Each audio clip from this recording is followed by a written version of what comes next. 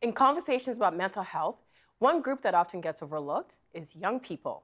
Children and teens in Ontario are waiting months, sometimes years, to get urgent care for their mental health needs. Joining us now to explore the challenge of youth mental health, Kimberly Moran, Chief Executive Officer, Children's Mental Health Ontario, and Stacey Ann Buchanan, producer and filmmaker of the documentary The Blind Stigma. Welcome to you both. Thanks. Thank you for being here to talk about this really important issue. Kimberly, your group last year released some data ahead of the province's Auditor's General Report. And in this data, you showed that children and youth in urgent need of mental health care were waiting up to a year and a half for services. In Waterloo, kids waited an average of 109 days. Toronto, 202 days.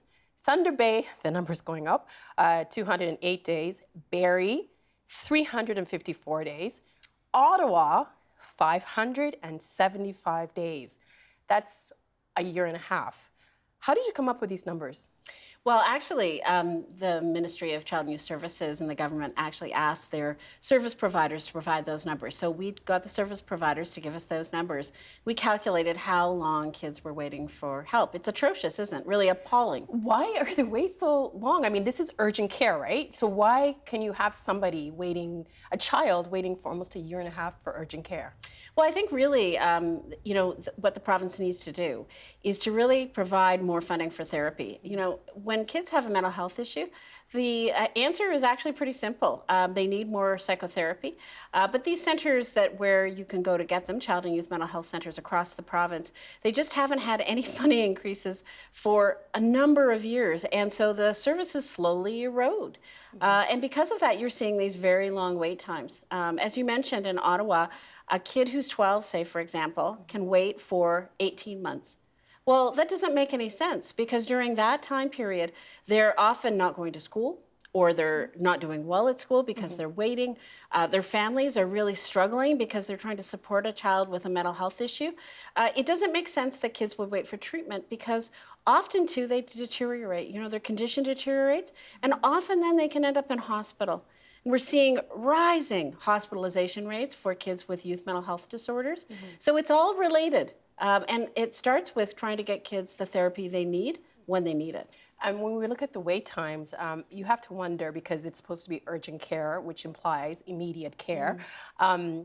Is funding children's mental health a priority for the government? No, you know what hasn't been? And we've been urging the government for several years, many years actually, to make it a priority. It's important for kids to get the help they need. We've been so excited that the Federal Minister of Health, Jane Philpott, recently said youth mental health was a priority for the federal government.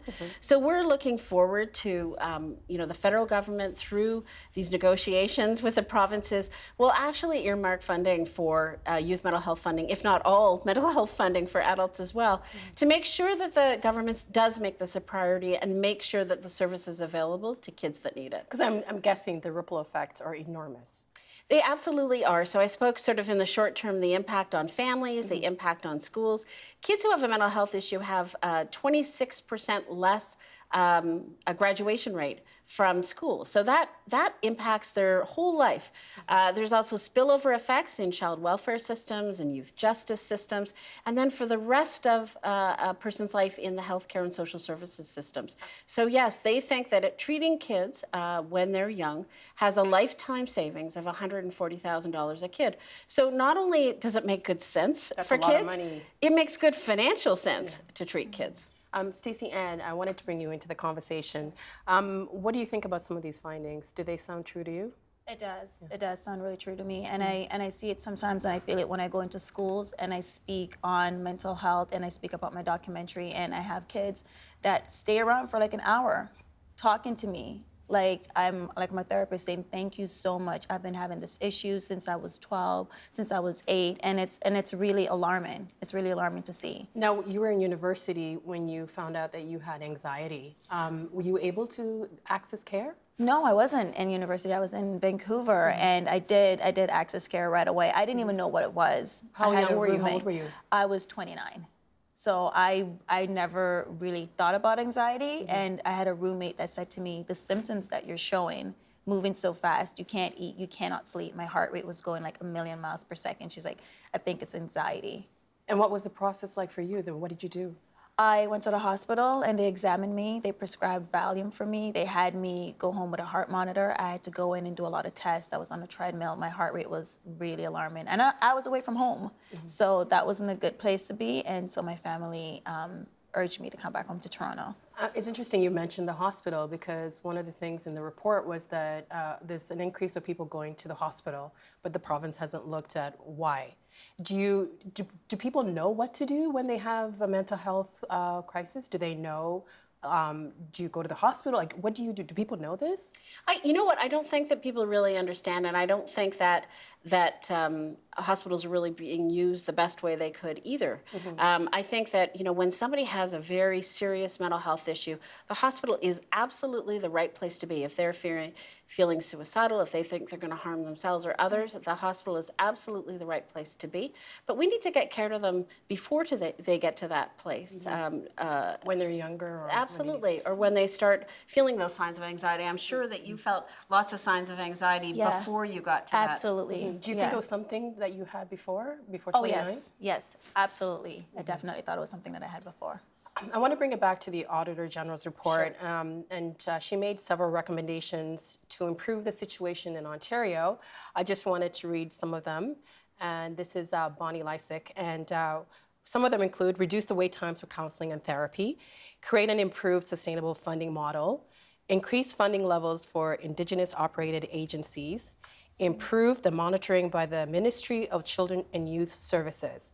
Now, Kimberly, the ministry has said it is committed to acting on the AG's advice. Do you believe it will happen?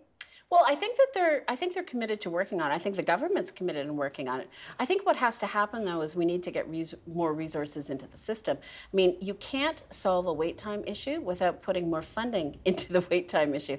You need to have those resources where kids need it. So we need the government to really see this as a priority. And we look at it and say, the government will say to us, there's huge fiscal problems here. We're trying to balance our budget. We'll say, well, actually, you know what? If you fund into psychotherapy and get kids the treatment they need, you'll see a corresponding reduction in hospital costs. What we've measured is that, over the last decade, as you said, there was a 60% increase of inpatient admissions to hospital and a 54% increase in emergency department admissions, all for kids with youth mental health disorders. If you calculate, and I'm a CPA, so I do a lot of calculations. If you calculate how much it costs the government, it costs $145 million a year. So what we're saying is, fund into therapy services for kids. We've estimated the cost about $120 million, and you'll save in hospitals. It's very important that they understand that it really will help them with their deficit problems. And something that I read that just shocked me is that there's been cases in the year for 2015 to 2016, the government spent nearly $10 million to send 127 youths to the United States for treatment. Yes. Is this true? Absolutely, it's true. I've known parents who have actually had to do that because they can't find the resources here in Ontario. And it doesn't make sense to me. We are calling at Children's Mental Health Ontario for the government to expand specialized youth mental health treatment centers in the province. They just don't have enough spaces for kids. And because of that, they're going to the US for treatment. But, Ontario is such a big province. We should be able to provide the services we need right here at home. And it's not good for kids when they go away. My daughter was in a specialized mental health treatment center when she was 11 because she was severely depressed and she was suicidal. She needed to be in a residential treatment center in 24/7 care. She was very ill. She'd been in hospital for a time period and then she needed longer-term care. But we needed her close to home. If she was in, Boston or in New York or any of those places, how could we maintain that parent relationship? And that parent relationship is crucial for her recovery. So we absolutely believe the government should make sure that there's the services that kids need. The ones who have very intensive issues, who need long-term care in a very specialized setting, to be in Ontario. That's where the money should be spent. And Stacey, you made a film called The Blind Stigma on how mental health illness is perceived in the Black community. I want to show you a clip of it, and then we'll talk more about the documentary. Okay. So growing up, I struggled a lot with depression and anxiety and an eating disorder. I think why it's hard for me to talk about just struggling with body image and being at a point where I was actually taking diuretics, trying to starve myself. In the Black community, you say eating disorder and people just think, no, that's not a Black girl thing, that doesn't happen. And that's totally not the case, because my 16-year-old self would totally not agree with that. You know, growing up as a young person without a father figure, you never know where your niche is in this world. So, like, not knowing your niche, you know what I mean, not being able to find good employment because your address or with the way you look, the way you talk, the way you dress, it could like bury some people if you're not strong-minded. High school are pretty much the worst years of my life. And this is where my mental illness really began to take form. Why did you make this film? I made this film because I realized that there is a huge stigma within the Black community when it comes to mental health, and nobody talks about it. And I personally suffered from depression, severe depression, suicidal depression, and anxiety. And I wanted to bring light to the issue. Was it hard difficult finding people to speak so openly? No, it wasn't. I knew two girls that were very open about it on social media, and so I followed them for a while. It was harder to find a Black man to come on camera and talk about mental issues, but everything else flowed perfectly. Do you think that mental health illness is more stigmatized than the rest of the population? Like within the Black community? Oh yeah, absolutely. It's a silent killer. Why? No, but because we're conditioned to be the strong Black man and the strong Black woman, and how dare you have a mental issue? If you have that, you're conceived as mad, or you're going crazy, or if you're a guy, you need to man up. Why are you crying about being depressed? Why are you talking about being depressed? And as a woman, you're supposed to be the head of the household. So how dare you be depressed? You're supposed to be so strong. You need to get over it. You need to pray. You need to drink some tea. You need to read your Bible, and it'll be okay. Those are things that I was told by my parents when I was going through it. So I wanted to bring light to it, and I felt within my heart, I cannot be the only one going through this at all. How has the film been received within the Black community? Oh my God, it's like the staple for mental health within the Black community. I've never received the film itself has helped so many people. So many people have come to me saying thank you, crying, writing notes saying thank you so much. When I announced that I was doing this on social media, I received so much support. So many people were just saying, finally, thank you so much. And it's done incredibly well. It's been featured in the Caribbean and in the United States as well, and it's done pretty well here. And speaking of stigma, I find it so interesting that mental health illness is still such a stigma. In fact, 63% of youth point to stigma as the most likely reason to not get help. You mentioned that even when you were in class, somebody mentioned the Valium was a crazy person's drug, and that added even more stigma? Yeah, that added more stigma. So when I was prescribed that, I didn't want to take it because I was like, are they telling me that I'm crazy? So there is such a huge stigma around it, and I'm working on a campaign where we can get, you know how well the anti-bullying did? We want to have that in schools to let people know that it is okay.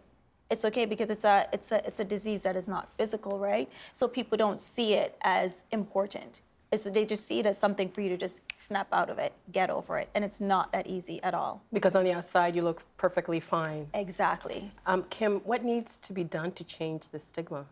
Well, I think, there's some programs rolling out in school right now that are actually very good. They're led by School Mental Health Assist, which is a program of the Ministry of Education, where they're changing curriculum to really address these issues, to make sure that teachers and administrators in schools understand more about mental illness and mental health issues, so perhaps that they could help people like Stacy and understand that, they were showing some beginning signs of anxiety and get them supports that are in the school, because the school system needs mental health supports. But if it's a more serious issue, to then refer out to child and youth mental health centers where they would provide that kind of more support for more serious issues.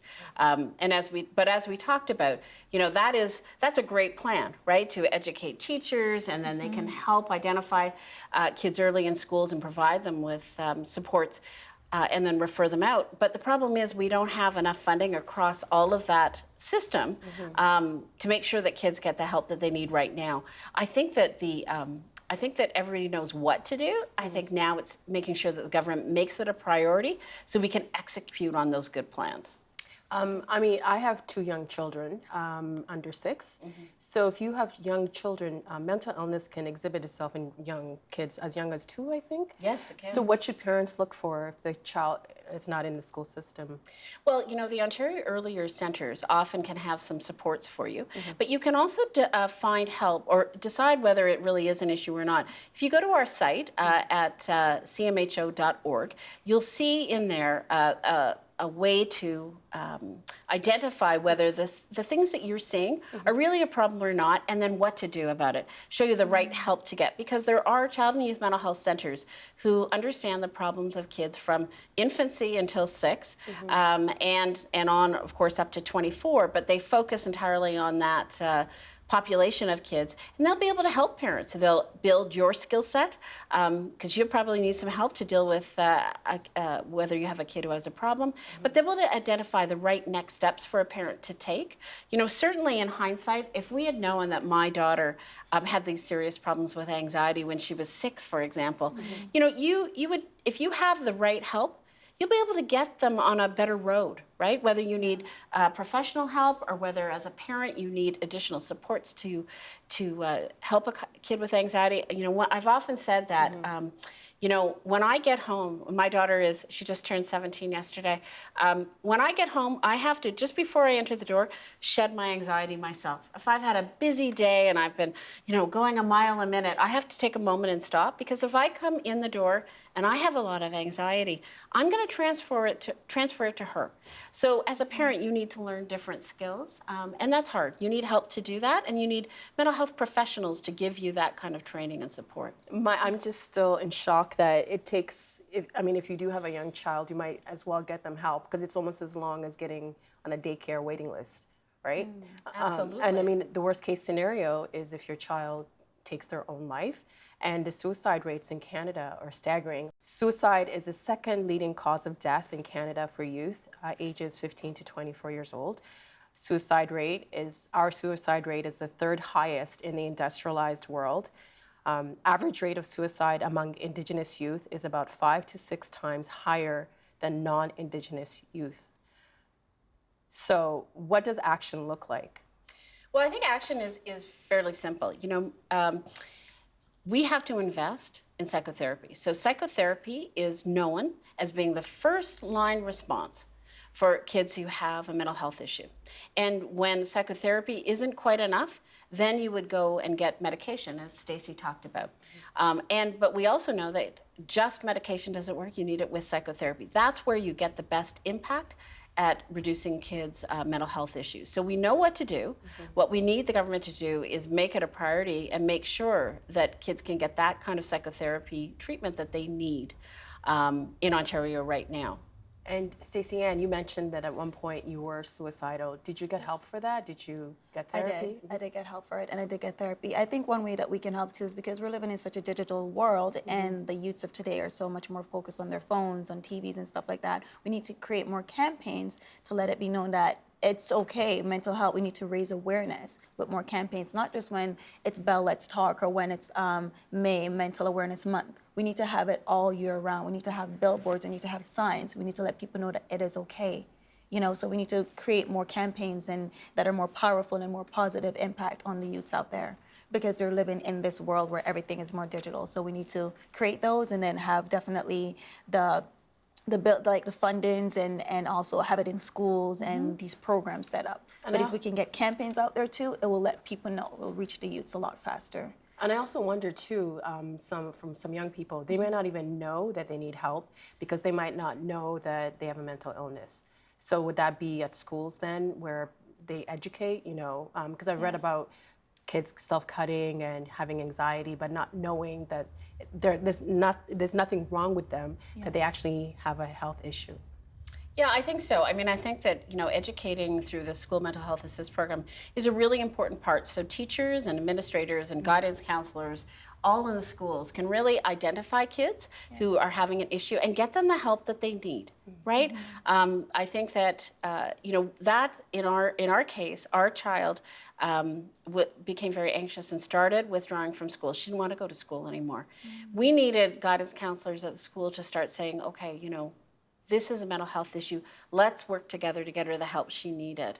As it turned out, she became very anxious, stopped going to school, and then we understood it was a mental health issue, but we couldn't get the help she needed. She was in those long 18-month wait lists for help, and because of that, because we didn't get the help she needed when she was sad, she became depressed, and then within 2.5 months, she was suicidal and in hospital, and she was 11. Wow. So it just doesn't make sense that we don't have all of these pieces. But I think Stacey starts sort of in the right space. Is first of all is let's make sure that kids know it's okay to look for help. Yes. Then let's make sure there's the proper supports in schools so teachers can identify, teachers and guidance counselors and other mental health professionals in the school system have the tools to identify. Exactly. And provide perhaps, 1 or 2 sessions of counseling if that's what kids need. Then let's move for kids who have more serious issues. Let's make sure that child and youth mental health centers have the funding and resources available to provide those more intensive supports. And of course we need hospitals because some kids, when they are very suicidal, they need that kind of help. So we need all of those pieces of the system to be resourced properly to get kids the right care. So I think we know what to do. What we need is the Ontario government to really make this a priority. And I think that we're excited that Minister Philpott is making. So you were invited to a roundtable with Jane Philpott, the Minister of Health. Yes. What happened at the meeting? She was terrific. She is a great leader, and as a family doc, I think she really understands the situation. I think that she's been in the place where, she's had patients that needed mental health services and got stuck in wait times, like you've reported. So what she asked, she said, "What should we do next?" And we had a conversation very similar to what we were talking about. I said, what I see as the biggest gap, and Stacey, you mentioned it, is for kids who have very severe mental illness, we don't have the specialized services that we need. So first, we have to reduce wait times for kids. 18-month wait times are just unacceptable. What's acceptable? I think it has to be less than 30 days. I mean, I'd like to say immediate, but we have to be practical. But I think less than 30 days should be the standard for the government. And then we need specialized youth mental health centers so kids don't have to go to the U.S. for treatment, so they can stay at home and have, they need treatment from a variety of professionals. They need psychiatrists, they need psychologists, they need social workers, child and youth workers, all working in interprofessional teams. And so we have these centers built here in Ontario. The government's paid for them. We're just not funding them so they can serve the number of kids they need to serve. So I think the solution is quite simple. We just need the government to act now. And education awareness. Thank you for your film. I'm sure it opened up a lot of minds. Yes, thank you. Thank you, Stacey Ann, for being here. And Kimberly, Thank you. it's been great chatting with you. Help TVO create a better world through the power of learning. Visit TVO.org and make a tax-deductible donation today.